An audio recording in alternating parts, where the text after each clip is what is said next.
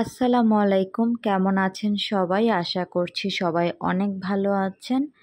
আজকে আপনাদের সাথে আমি কিছু আমার কাজিনের হলুদের এবং বিয়ের কিছু ভিডিও আপনাদের সাথে শেয়ার করব। আশা করব আপনাদের সবাই ভালো লাগবে। আর ওর হলুদের ড্রেস কোড ছিল সবুজ কালার। তো আমার আলমারিতে আসলে ওভাবে কোনো সবুজ শাড়ি ছিল না। তো খুঁজে যাই হোক একটা বের করলাম। এটা কোটার মধ্যে একটা শাড়ি। আর এই শাড়িটা আমার বেশ পুরনো, কিন্তু আমার মনে হচ্ছিল যে শাড়িটা অনেক ভালো লাগবে পরলে, কারণ ওদের যে ড্রেস কোডটা ছিল ওটার সাথে একদম প্রপারলি যাচ্ছে। আর সেহরিশের জন্য আমি এখানে ওর চাচ্চুর বিয়ে গেল কিছুদিন আগেই, 2-2.5 মাস আগে। তখন একটা লেহেঙ্গা বানিয়ে দিয়েছিলাম চাঁদনি চক থেকে। ভাবলাম যে এটাই পরে পরানো হোক, যাতে জিনিসটা দুইবার ব্যবহার করা হলো আর কি। কারণ এই ড্রেসগুলো কিন্তু সচরাচর আমি সব জায়গায় পরাতে পারি না, আর এই ড্রেসটা বানাতে আমার ভালোই খরচও পড়ছিল। তো জাস্ট একদিন পরতে আমি ভাবলাম যে এটা পরাই দিই, সুন্দরও লাগবে দেখতে।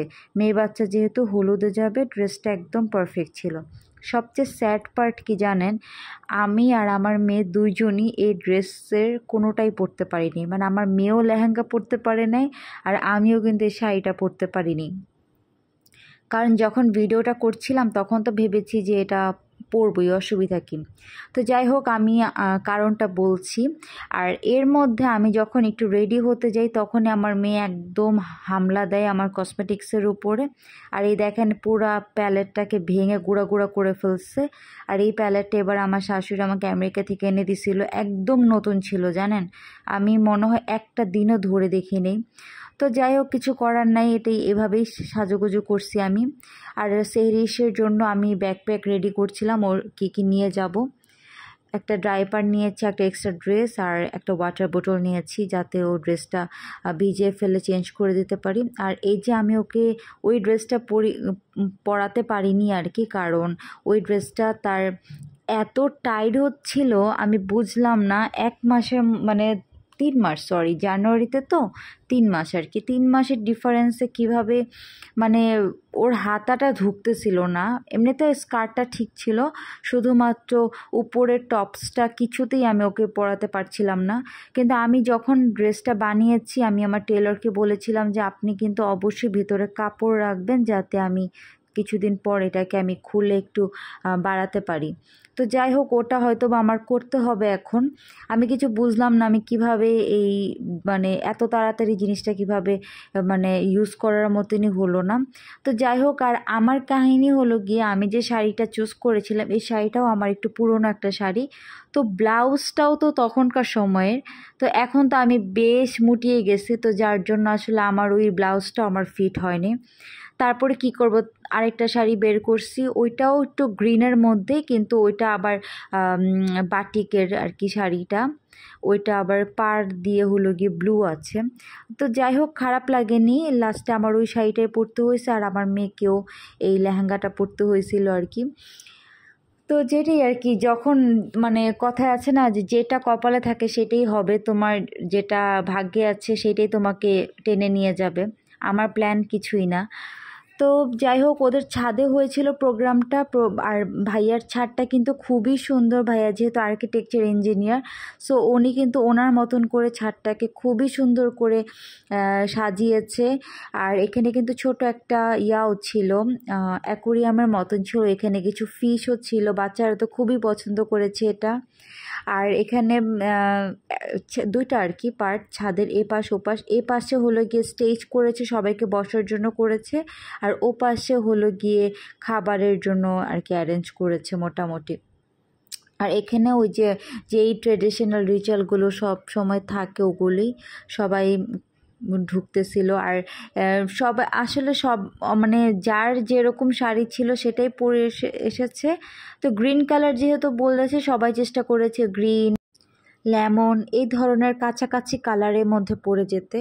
আর আমিও ওখানে যাওয়ার পর দেখলাম যে না, আমার শাড়িটাও ওদের সাথে অনেকটাই মিলে গিয়েছে। আর আমিও দেখাবো আমি কি শাড়িটা পরেছি। আর এখানে ছেলেরা ঢুকছিল, ছেলেদের ছিল, ড্রেস কোড ছিল রেড পাঞ্জাবি। আর এই যে আমার এই শাড়িটা, এটা মানে হাতের কাছেই একটা শাড়ি ছিল গ্রিনের মধ্যে। তো আমারটা বেসিক্যালি কলাপাতা কালারের মধ্যে আর কি। আর আমার এই ইয়াররিংটা দেখাচ্ছি কারণ আমার ইয়াররিংটা কিন্তু খুবই সুন্দর, সামনাসামনি ঝুমকা আর কি। এটা আমাকে আমার চাচি শাশুড়ি গিফট করেছে অনলাইন থেকে। খুবই ভালো ওদের এটা, মানে কোয়ালিটি খুব ভালো আর কি। আর এখানে টেবিলে খুব সুন্দর সুন্দর ডেজার্ট আইটেম ছিল। আর এখানে আমার মেয়ে আসছে, আমার জন্য পুরি, সিঙ্গারা, একটা জিলাপিও ছিল, জিলাপিটা পরে আসবে আর কি। খুবই মজা ছিল, বিশেষ করে সিঙ্গারাটা। আমার নর্মালি সিঙ্গারা পছন্দ না, আমি সমোচা পছন্দ করি, কিন্তু এই সিঙ্গারাটা খুবই ভালো ছিল। আমি 2টা সিঙ্গারা খেয়েছি। আর এই যে জামাইবাবু চলে আসছে, উনি তো খুবই আনইজি ফিল করতেছিল। এটা খুবই স্বাভাবিক আসলে, কারণ এই সিচুয়েশানটা তো কখনোই কোনো ছেলে বা মেয়ে এর আগে কখনো পার করে না।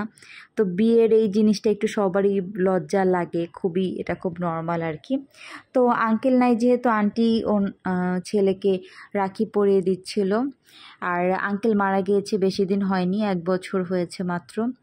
তো আমরা এখানে বসে বসে সবাই দেখছিলাম, আর আমরা সবাই মানে জাস্ট প্রে করছিলাম যে কোনোভাবে যাতে স্টেজ খুলে না যায়, কারণ ওদিন এত বাতাস ছিল। আর যেহেতু 6 তলার উপরে, তো মানে অসম্ভব বাতাস ছিল। আর ওর চাচাতো ভাইয়ের বিয়েতে নাকি সেম একই টাইমে হয়েছিল, আর তখন নাকি স্টেজ সব উড়াই ফেলছে, এত বাজে অবস্থা হয়েছিল। তো যাই হোক, ওটার সময় এরকম কিছু হয়নি। আর এই যে আমরা এখন যাব হলুদ দিতে, সবাই মিলে আসলে গ্রুপ করে হলুদ দিয়েছিলাম। আর আমরা যখন হলুদ দিয়েছিলাম তখন আসলে ছবি, মানে আমি আসলে ভিডিও করতে পারিনি, কারণ আমার হাতেই ছিল ফোনটা, আমার ফোন দিতে মনে ছিল না। তো যাই হোক, এখানে সব ছেলেরা একসাথে ছবি তুলতেছিল। আর এরপরে চলে গিয়েছিলাম আমরা রিসেপশনটা হয়েছিল রাওয়াতে, মানে 2 দিন পরে আর কি। বিয়েতে যাওয়ার কথা ছিল কিন্তু যেতে পারিনি, কারণ সেরিসের বাবার অফিস ছিল, এর জন্য যাওয়া হয়নি। তো আমরা রিসেপশনে গিয়েছি একবার, আর রিসেপশনটা তো খুবই সুন্দর হয়েছে। আর ওদের ডেকোরেশনটা খুব ভালো করেছিল। আমরা অনেকগুলো ছবি তুলেছি। আমরা একটু আর্লি চলে গিয়েছিলাম, আর্লি বলতে 8:15টার দিকে। তো মোটামুটি তখন একটু ফ্রি ছিল। আর এই ভাইয়াটা যে গেল, ওনার কিন্তু একটা হাত নেই, ওনার একটা অ্যাক্সিডেন্ট হয়েছিল। উনি নতুন বাইক চালানো শিখছিল আর কি, তখন উনি একদম মেন রোডে বাইক নিয়ে নেমে গেছে, আর তখন ট্রাকের সাথে ধাক্কা লেগে ওনার হাতটা একদম কেটে ফেলতে হয়েছে আর কি। তো যাই হোক, ভাবিটা খুবই ভালো, অনেক বেশি স্ট্রাগল করেছে ওই হাজব্যান্ডটাকে নিয়ে। তো আলহামদুলিল্লাহ এখন ওরা ভালো আছে। ভাইয়া ব্যাংকে জব করে, ভাইয়ার ব্যাংকের জবটাও এখনও আছে, মানে এক হাত দিয়েই কাজ করে কম্পিউটারে। আর ডান হাত যেহেতু কাটা গেছে, তো ওনার বাঁ হাতে সাইন আবার নতুন করে শিখতে হয়েছে। আর ব্যাংকে তো সাইন ছাড়া কিছু করা সম্ভব না। তো অনেক সাপোর্ট করেছে, আমার কাছে এটা খুব ভালো লেগেছে যে ওনার অফিস থেকে আর কি ওনাকে অনেক সাপোর্ট করেছে সব কিছুতেই। ওনার 2টা বাচ্চা আমি আপনাদের সাথে শেয়ার করব। আর এই যে স্টেজটাও কিন্তু খুব সুন্দর হয়েছিল। আর আমরা যেহেতু একটু আর্লি গিয়েছি, তো আমি ভাবলাম যে ভালো হয়েছে, মানুষ কম আছে, আমি এখন একটু করে ভিডিও করে ফেলি। আর এই যে আমি যে ভাবিটার কথা বলছিলাম, এই যে ওনার 2 বাচ্চা আছে, একটা এই যে সেই রিসের থেকে একটু বড়, আর একটা বাচ্চা কোলে।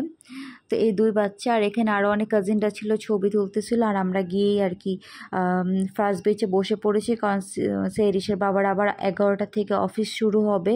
তো এর জন্য আমাদের 10:30টার মধ্যে, মানে 10টার মধ্যে বের হয়ে যেতে হবে আর কি। তো আমরা সবাই বসে পড়লাম, আর সেরিসকে বললাম যে তুমি একটু তাকাও আমার দিকে, আর এই দেখানো আমার দিকে তাকিয়ে আমাকে ভ্যাঙ্গাচ্ছে। আর এখানে খাবারটা কিন্তু খুব ভালো ছিল। আমি সচরাচর কখনো বিয়ে বাড়িতে গেলে খেতে পারি না, আমার মানে কেন জানি এত বেশি খাবার দেখলে আমি আর খেতে পারি না, অল্প একটু জাস্ট রোস্ট পোলাও নিয়ে উঠে যাই। কিন্তু আলহামদুলিল্লাহ আমি এটাতে বিফটা দিয়ে খুব মজা করে খেয়েছি। তারপর চিকেনটা ভালো ছিল, ভেজিটেবলটা মোটামুটি আর কি। তো যাই হোক, এখন আমরা সবাই ওয়েট করছিলাম ছবি তোলার জন্য জামাইয়ের বউর সাথে। তারপরে ফাইনালি আমাদের সময় আসলো ছবি তোলার পর আমরা সব ভাবিরা একসাথে ছবি তুলবো।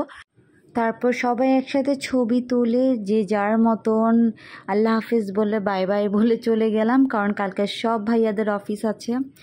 তো এই ছিল আজকে আমার ছোটোখাটো একটা ব্লগ। ভালো লাগলে সবাই লাইক অ্যান্ড সাবস্ক্রাইব করবেন।